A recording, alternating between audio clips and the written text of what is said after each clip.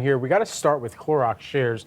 They are in decline today by about 4% out of the gate. The company announcing this week that its sales and profit took a big hit during the quarter, ending September 30th. That was because of a cyber attack that it said, and it expects net sales to decrease between 23% and 28%, and gross margin to be down from the year ago period.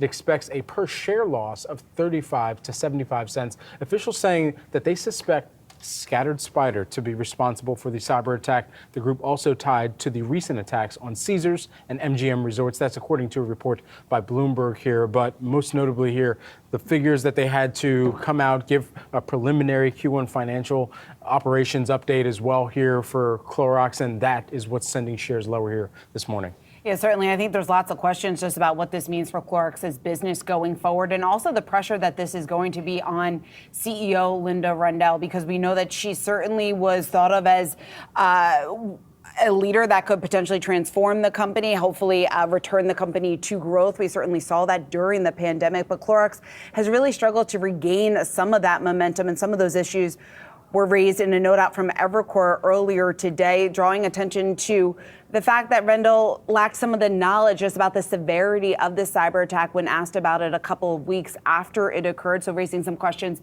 about the leadership there, and also just more broadly, some of the pressures that Clorox can see on its business when we talk about the fact that this is really a pivotal moment for the company. They're trying to get back to where they were in the middle of the pandemic. 2020 was when we were at the high there. The shares are off more than $100 from where it was trading in August of 2020. So when we take into account some of those risks there, what it means for potential demand destruction, when we talk about higher prices, what it means for the pressure on margins here going forward, certainly a lot of questions being raised. And then also maybe we could see some interest or some activity when it comes to an activist investor showing interest in Clorox, because we know we certainly have seen an uptick of that, a pretty dramatic uptick of that over the last year or two. Absolutely here. And for those activists, they've got plenty of food for thought here and for conversation.